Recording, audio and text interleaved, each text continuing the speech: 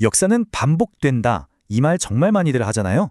오늘은 바로 그 이야기, 법과 질서라는 게 한 사회가 흥하고 망하는 그 거대한 흐름 속에서 대체 어떤 역할을 하는지 그 비밀을 한번 파헤쳐 보려고 합니다. 자, 시작은 이 유명한 말로 한번 열어볼까요? 내일 지구가 멸망하더라도 나는 오늘 한 그루의 사과나무를 심겠다. 바로 스피노자의 말이죠. 이게 오늘 이야기랑 딱 맞는 말인 것 같아요. 아주 거대한 혼돈 속에서도 우리가 끝까지 지켜야 할 무언가에 대한 이야기거든요. 그럼 본격적으로 한번 들어가 보죠. 근데 되게 재밌는 게요. 이 이야기가 법 이야기인데 시작은 법이 아니에요. 오히려 훨씬 더 큰 그림, 바로 역사의 리듬에서부터 시작합니다. 이게 뭐냐면 마치 봄, 여름, 가을, 겨울 사계절이 계속 돌아오듯이 우리가 사는 사회도 어떤 예측 가능한 패턴을 그리면서 좋아졌다가 나빠졌다가 이걸 계속 반복한다는 거예요. 이 끝없는 순환을 원문에서는 아주 멋진 표현을 써서 설명하는데요. 바로 희비 쌍곡선입니다. 말 그대로 기쁨과 슬픔이 쌍곡선을 그리는 거죠. 그러니까 좋은 시절이 쭉 이어지다가 어느 순간 꺾여서 나쁜 시절로 접어들고 또 그게 바닥을 치면 다시 회복세로 돌아서는 진짜 끝없이 오르내리는 롤러코스터 같다거나 할까요? 자, 이 쌍곡선은 그럼 구체적으로 어떤 모습일까요? 크게 두 시기로 나눌 수 있어요. 먼저 선세, 그러니까 좋은 시절이죠. 이땐 모두가 어떻게 하면 더 나아질까? 이런 진보랑 개선에 집중하고 미래에 대한 희망이 가득해요. 그런데 반대로 악세, 즉 나쁜 시절이 닥치면 갑자기 어디서 나타났는지 모를 악당들이 등장하고 사회 전체가 위기감과 절망에 빠지게 되는 거죠. 아니 그럼 이렇게 역사가 계속 오르락 내리락 반복된다면 우리는 그냥 속수무책으로 당하고만 있어야 하는 걸까요? 이 혼란 속에서 사회가 완전히 무너지지 않게 꽉 붙잡아주는 최소한의 안전장치? 그게 뭘까? 원문은 그 해답을 바로 이 책 몽테스키웨의 법의 정신에서 찾습니다. 그리고 이 법의 정신에서 가장 중요한 핵심 아이디어가 뭐냐? 바로 우리가 정말 귀에 못이 박히도록 들어온 삼권 분립입니다. 이게 그냥 교과서에 나오는 말이 아니고요.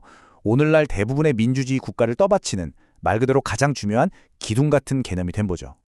원리는 아주 간단해요. 국가의 권력을 딱 세 개로 나누는 겁니다. 법을 만드는 입법부, 법을 집행하는 행정부, 그리고 법을 해석하고 판단하는 사법부, 이 세 기관이 서로를 감시하고 견제하게 만드는 거죠. 왜요? 어느 한쪽으로 권력이 확 쏠려서 폭주하는 걸 막기 위한 정말 천재적인 시스템인 셈입니다. 자, 그런데 이 법의 정신, 특히 삼권 분립이라는 이 위대한 아이디어가 그럼 현실 세계에서는 구체적으로 어떻게 적용되고 있을까요? 전 세계를 크게 보면요. 두 가지의 큰 법 시스템으로 나뉘어서 구현되고 있습니다. 바로 대륙법과 영미법인데요. 이게 그냥 법 조문 몇 개가 다른 수준이 아니에요.